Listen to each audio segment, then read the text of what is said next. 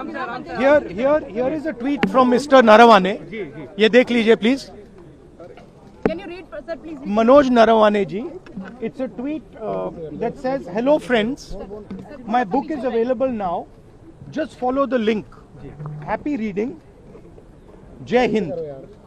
This is a tweet that Mr. Narawane has made. You can look into the tweet. So the point I'm making is, either Mr. Narawane is lying, and I believe the army chief. Okay, I don't think he will lie, or Penguin is lying. Somebody needs to.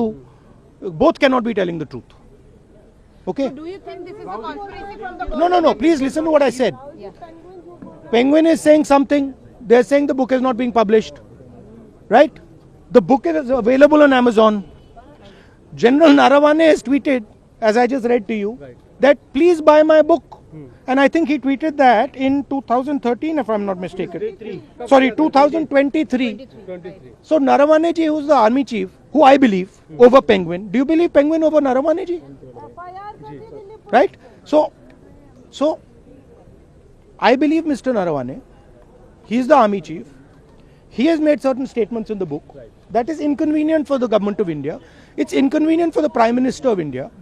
And obviously, you have to decide whether Penguin is telling the truth or army chief is telling the truth. That's the simple issue. जो circulation हुआ था क्योंकि अभी तक वो publish नहीं हुई थी, तो क्या कहेंगे सर इसमें? देखिए, दिल्ली पुलिस से ज़्यादा इम्पोर्टेंट जो है, जिसके ऊपर मैंने कल सोशल मीडिया पर बताया भी, जिस पेंगुइन का हवाला देकर ये कह रहे थे कि इसका पब्लिशर जो है नरवाने की किताब का, तो पेंगुइन था ना।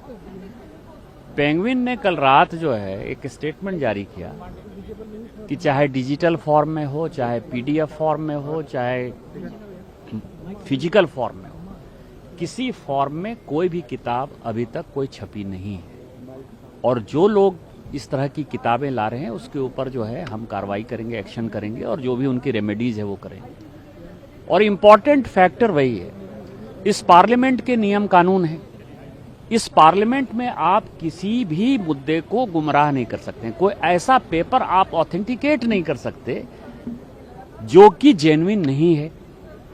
राहुल गांधी जी ने सारी पराकाष्ठा क्रॉस कर दी। जब पब्लिशर कह रहा है कि हमने बुक पब्लिश ही नहीं किया, तो कौन सा बुक आप पब्लिश करके घूम रहे हो? फिर पार्लियामेंट में, लोकसभा के अंदर जो है आपने सदन को गुमराह किया। तो मेरा तो लोकसभा स्पीकर से यह आग्रह होगा कि इनके ऊपर जो है कड़ी से कड़ी कार्रवाई होनी चाहिए, जिससे भविष्य में कोई भी मेंबर ऑफ पार्लियामेंट, ये जो लोकतंत्र का मंदिर है, इसको जो है सोरोस के कहने पर जो देश तोड़ने वाली ताकतों के साथ ये सारे तत्व काम कर रहे हैं, वो सारे तत्वों का जो है खात्मा हो जाए और लोकसभा की गरिमा, पार्लियामेंट की गरिमा और इस संविधान की गरिमा, जो संविधान से चलता है, वो जारी रहे। दूसरा जो एक महत्वपूर्ण सवाल ये है, और पिछले 2 दिन से मेरी चिंता भी है, कि हम पार्लियामेंट आते हैं और माननीय प्रधानमंत्री जी उस दिन सदन के अंदर नहीं आ पाए। माननीय स्पीकर साहब ने खुद से कहा कि कोई अप्रिय घटना हो सकती थी, इसीलिए मैंने माननीय प्रधानमंत्री जी को रोका। और लोकसभा के अंदर या इस पार्लियामेंट के अंदर जो लोकसभा स्पीकर कहें वही सत्य है।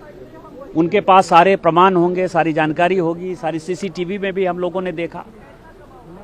तो 3 दिन हो गया है, लोकसभा स्पीकर ने, यदि आप ये समझिए कि संसद के अंदर एक सांसद सुरक्षित नहीं है, यदि सांसद के साथ मारपीट हो सकती है, देश के प्रधानमंत्री जी के साथ जो है मारपीट की साजिश हो सकती है, अप्रिय घटना की साजिश हो सकती है, इसका मतलब कि कुछ भी हो सकता है, हत्या भी हो सकती है, और वो सभी हत्यारे लोग हैं।